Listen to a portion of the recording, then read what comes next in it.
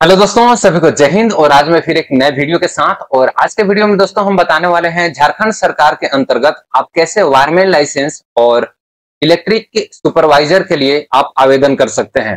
दोस्तों, आप इंडिया के किसी भी स्टेट से बिलोंग करते हो, आप किसी भी राज्य से हो, फिर भी आप झारखंड सरकार के माध्यम से आप उक्त लाइसेंस यानी कि वायरमैन का माइनिंग हो या सरफेस का लाइसेंस और सुपरवाइजर का लाइसेंस आप आसानी से बनवा सकते हैं। उसका दोस्तों पूरा प्रोसेस हम इस वीडियो में जानेंगे स्टेप बाय स्टेप। और इससे रिलेटेड कैसे आपको अप्लाई करना है, मैंने ऑलरेडी एक वीडियो पहले बना चुका हूं और मेरे चैनल पे अपलोड भी है।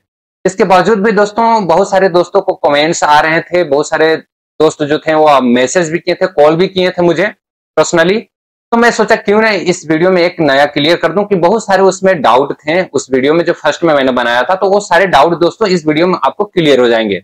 सबसे पहले दोस्तों हम इस वीडियो के माध्यम से क्या क्या जानेंगे उसका टॉपिक हम आपको डिस्कस कर लेते हैं, जैसे कि किन किन दस्तावेजों की आपको जरूरत पड़ती है और आवेदन के इसका प्रक्रिया क्या है। आप आवेदन जब करेंगे तो उसकी प्रक्रिया क्या है, इसका दोस्तों शुल्क कितना लगता है, फी कितना लगता है, परीक्षा कब और किस टाइप से होती है और कहां पर होती है यह परीक्षा। अंत में जानेंगे कि आपको लाइसेंस फाइनली कब कितने दिनों में आपको मिलेगा और कैसे मिलेगा, बाई डाक, बाई ऑनलाइन, कौन सा वेबसाइट पे, ये सारे दोस्तों इस वीडियो में हम आज डिस्कस करने वाले हैं।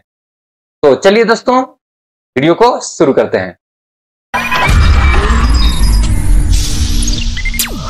सबसे पहले दोस्तों समझते हैं कि इसका लाभ क्या है। दोस्तों सबसे पहले मैं बता दूं कि यह लाइसेंस मिलने के बाद आपको प्राइवेट कंपनियां में नौकरी का अवसर मिलते हैं। साथ ही अगर आप किसी सरकारी नौकरी के लिए आवेदन करते हैं, जैसे कि बिजली विभाग हो गया यानी कि इलेक्ट्रिसिटी डिपार्टमेंट, तो उसमें आपको प्राथमिकता मिलती है यानी कि प्रायोरिटी मिलती है। तो दोस्तों यह जो है दो मेजर यानी कि बेसिक बेनिफिट है इस लाइसेंस बनाने के लिए, अगर आप बनवा लेते हैं तो दोस्तों यानी कि यह लाइसेंस बनवाने के बाद आपको जो करियर है, आपको जो एजुकेशन के हिसाब से आपको एक मजबूत उसमें दिशा मिलती है। और यह दोस्तों सभी स्टेटों, सभी राज्यों को जो आईटीआई और जो इस फील्ड में है, इलेक्ट्रिक लाइन में है, उनको यह लाइसेंस जरूर बनवाना चाहिए। सबसे पहले जानते हैं कि डॉक्यूमेंट्स की जरूरत क्या क्या आपको पड़ेगी। जब भी आप ऑनलाइन अप्लाई करेंगे तो उस समय दोस्तों आपको एजुकेशनल क्वालिफिकेशन यानी कि जो भी हो, 10th हो, 12th हो या फिर ग्रेजुएशन आप क्यों हो, उसका दोस्तों आपको प्रमाण पत्र चाहिए। तो उसका फोटो आपको लेना है और 200 केबी में उसका पीडीएफ बनाना है। ठीक है दोस्तों, जरूरी नहीं है कि आप आईटीआई डिप्लोमा किए हुए हों तो ही आप यह लाइसेंस के लिए अप्लाई कर सकते हैं। आप जो नॉर्मल बेसिक एजुकेशनल क्वालिफिकेशन है 10th 12th, फिर भी आप इसके लिए अप्लाई कर सकते हैं। नेक्स्ट है दोस्तों निवास प्रमाण पत्र, यानी कि निवास प्रमाण पत्र बोले तो आधार कार्ड, यानी कि आपको यह होना चाहिए कि आप कहाँ के निवासी है उसका प्रमाण पत्र होना चाहिए। तो जरूरी है कि अलग से निवास प्रमाण पत्र बनवाना पड़ेगा, उसकी जगह पे आप आधार कार्ड को यूज कर सकते हैं। तो आधार कार्ड का दोस्तों आपको फोटो चाहिए 200 केबी में, एड्रेस प्रूफ के लिए।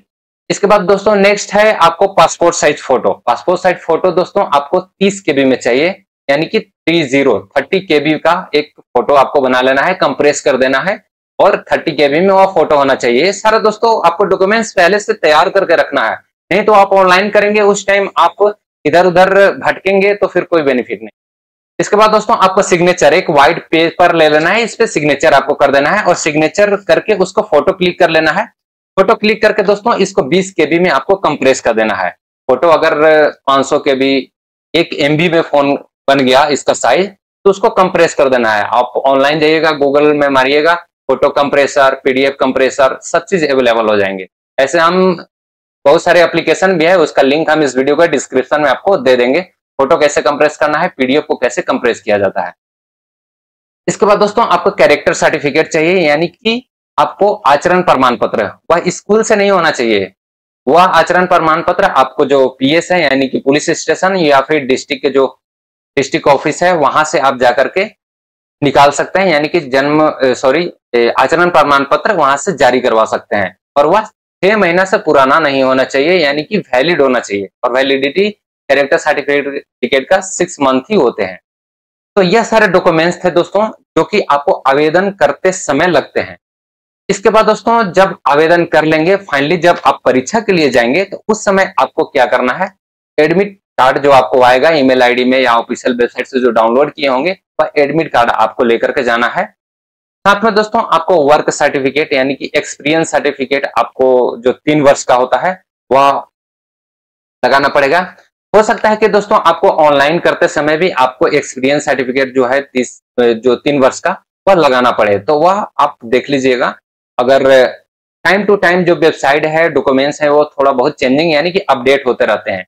तो अगर आपके पास कोई भी प्राइवेट कंपनी का 3 साल का एक्सपीरियंस सर्टिफिकेट है, तो आपको तो ही इस लाइसेंस के लिए अप्लाई करना है। अगर आपके पास एक्सपीरियंस सर्टिफिकेट नहीं है तो फिर आप नहीं कर सकते हैं। यानी कि कोई भी प्राइवेट कंपनी में आप गए होंगे और इस विभाग में यानी कि इलेक्ट्रिक डिपार्टमेंट में आप काम किए होंगे, यानी कि बिजली विभाग में काम किए होंगे कोई भी प्राइवेट कंपनियों में, और उसका एक्सपीरियंस सर्टिफिकेट 1 साल 2 साल का नहीं, आपको 3 साल से कम नहीं होना चाहिए। तो 3 साल का एक्सपीरियंस सर्टिफिकेट आपको बहुत ही जरूरी है, आपको लगाना है। इसमें आईटीआई डिप्लोमा का कोई जरूरी नहीं है कि आप आईटीआई डिप्लोमा करेंगे तो ही, पहले भी मैंने बता चुका हूं। तो अगर आईटीआई डिप्लोमा है तो और बेस्ट है। आपको इस सब्जेक्ट से यानी कि इलेक्ट्रिक जो सब्जेक्ट से अगर आप किए होंगे आईटीआई डिप्लोमा तो और उसके लिए बेस्ट है। तो आप उसका भी जो सर्टिफिकेट होता है वह आप अटैच कर सकते हैं, यानी कि लगा सकते हैं। इसके बाद दोस्तों आप जब परीक्षा के लिए जाएंगे तो आपको वर्क सर्टिफिकेट चाहिए, एडमिट कार्ड चाहिए, और कैरेक्टर सर्टिफिकेट भी ओरिजिनल कॉपी आपको साथ में चाहिए। और साथ में दोस्तों आपको एजुकेशनल क्वालिफिकेशन जो भी सर्टिफिकेट है वह सारे डॉक्यूमेंट्स को लेकर के इसके बाद ही एग्जाम सेंटर पे जाना है।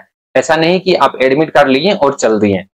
तो जब आप जाएंगे परीक्षा देने के लिए तो आपको वर्क सर्टिफिकेट, जो एक्सपीरियंस सर्टिफिकेट है वो, कैरेक्टर सर्टिफिकेट, एजुकेशनल क्वालिफिकेशन और अदर जो भी डॉक्यूमेंट्स है वह आपको साथ लेकर के जाना है। यह थी दोस्तों झारखंड के जो निवासी है, यानी कि झारखंड स्टेट से जो बिलोंग करते हैं, उनके लिए यह सारे डॉक्यूमेंट्स मैंने जो बताया, जो 3-4 डॉक्यूमेंट्स थे वह सारे हैं, बगल में डिस्प्ले भी किया हुआ है। अब दोस्तों जानते हैं कि अगर झारखंड के निवासी नहीं है और वह किसी दूसरी स्टेट से बिलोंग करते हैं तो वह कैसे बनवाएंगे, उनके लिए कौन सा डॉक्यूमेंट्स जो कि एक्स्ट्रा लगता है।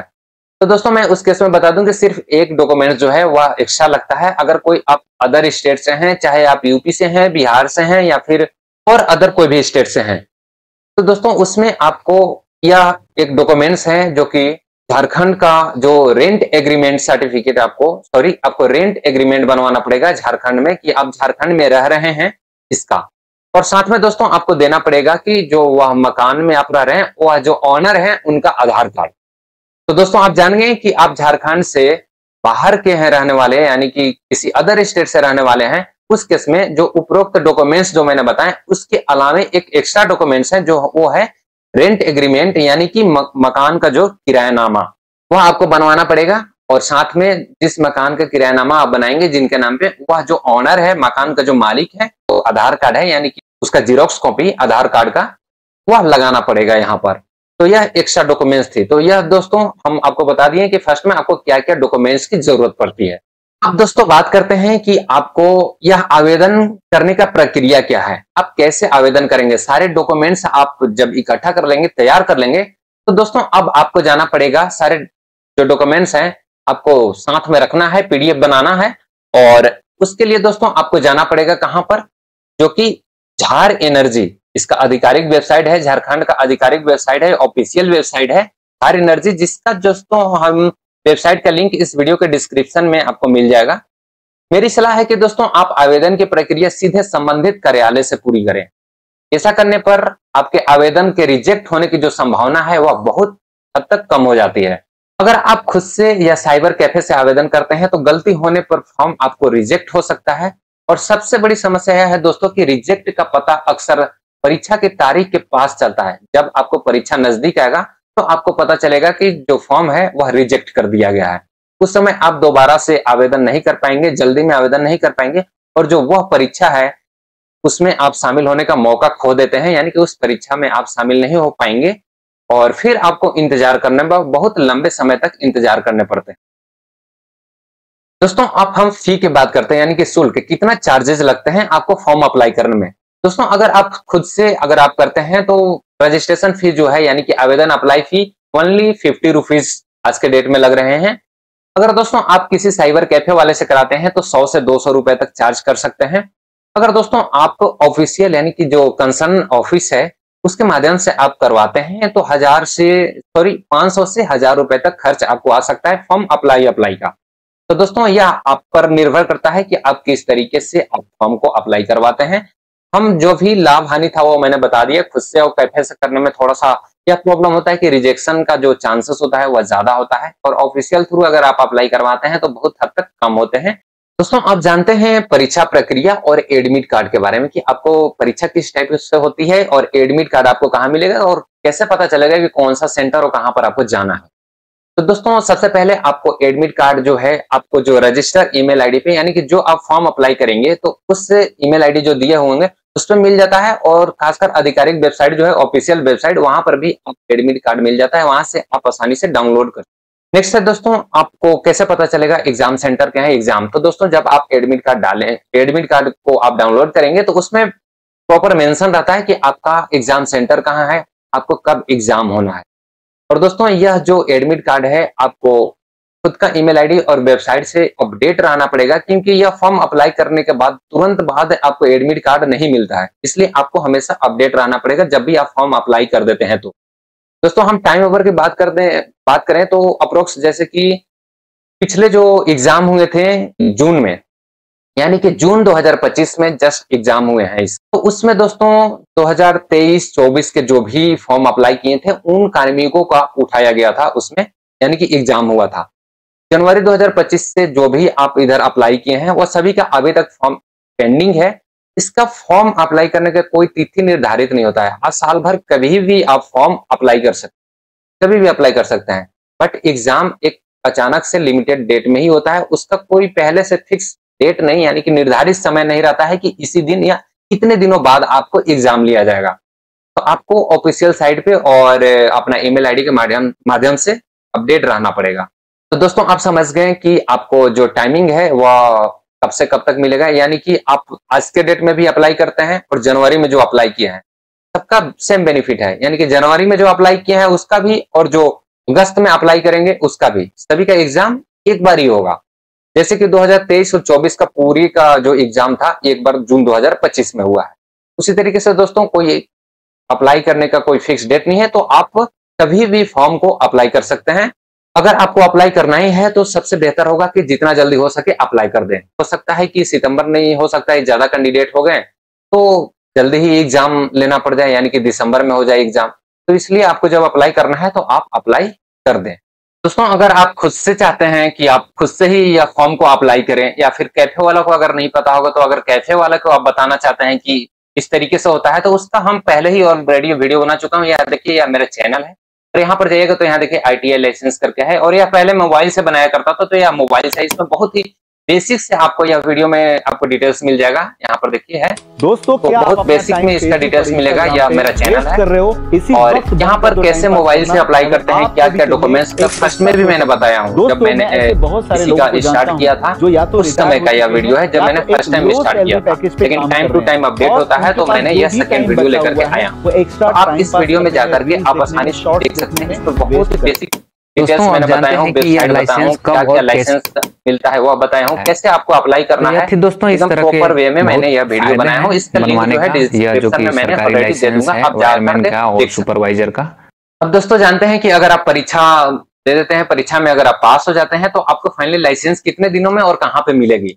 तो दोस्तों जब भी आप परीक्षा पास हो जाते हैं तो आपको अप्रोक्स 1 से 2 मंथ में आपको जो आधिकारिक वेबसाइट यानी कि ऑफिशियल वेबसाइट है वहां पर जो आपको रिजल्ट है, सॉरी जो सर्टिफिकेट है वह अपलोड कर दिया जाता है, और साथ में ही आपको जो रजिस्टर ईमेल आईडी है, यानी कि जो ईमेल आईडी आप दिए थे फॉर्म अप्लाई करते समय, वहां पर भी आपको भेज दिया जाता है। तो वहां से आप डाउनलोड करके और उसको आप प्रिंट करके और यूज कर सकते हैं। जरूरी नहीं है कि आपको उसमें ऑलरेडी डिजिटल सिग्नेचर आता है, उसमें जरूरी नहीं है ओरिजिनल स्टाम्प और सिग्नेचर की आवश्यकता पड़ेगी। तो ऑलरेडी आप डाउनलोड करके उसको लेमिनेशन करा के और आप कहीं भी उसको यूज कर सकते हैं, क्योंकि वो ऑनलाइन होता है और उसको एक लिमिटेड टाइम में टाइम टू टाइम रिन्यूअल कराना पड़ता है। दोस्तों और एक मोस्ट इंपॉर्टेंट बात है, जो कि जब भी आप एग्जाम आपका करीब आएगा तो आप वहां पर जाएंगे विजिट होने, चाहे ऑफिस में जाएं या फिर वहां पर सेंटर में जाएं, तो वहां बहुत सारे आपको दलाल मिलेंगे, यानी कि जो एजेंट ब्रोकर मिलते हैं, जो कि बोलते हैं कि मैंने कुछ आपको चार्ज करेंगे और बोलेंगे कि मैंने अच्छा आपको रिजल्ट बनाने के लिए दवा करेंगे, यानी कि कुछ पैसे बोलेंगे कि इतने पैसे दे दीजिए, मैंने जो रिजल्ट है वो बहुत बेहतर यानी कि अच्छा रिजल्ट बनवा दूंगा। तो उसके झांसे में आपको बिल्कुल नहीं आना है और आपको प्रॉपर वे में एग्जाम देना है, और आपको एग्जाम दे करके फाइनली अप्रोक्स लोग इसमें पास ही होते हैं। अगर दोस्तों फिर भी आपको इससे रिलेटेड कोई जानकारी चाहिए तो आप वीडियो का कमेंट्स बॉक्स में कमेंट कर सकते हैं, या फिर आप अपना नंबर दे सकते हैं। वहां पर पहले सब्जेक्ट लिखना है, फिर नंबर लिखना है, फिर मैंने खुद ही कॉल कर लूंगा। मैंने अपना नंबर अभी इस वीडियो के डिस्क्रिप्शन में नहीं दे रहा हूं, क्योंकि बहुत सारे दोस्त कॉल करके अननेसेसरी कॉल करते हैं और पूछते हैं, यानी कि जो नॉर्मल क्वेश्चन है वो भी। तो नॉर्मल क्वेश्चन जो भी है आप कमेंट्स कीजिए, मैंने उसका रिप्लाई जरूर इस वीडियो के माध्यम से। ठीक है दोस्तों, मिलते हैं इसी तरीके के किसी न्यू वीडियो में, तब तक के लिए जय हिंद।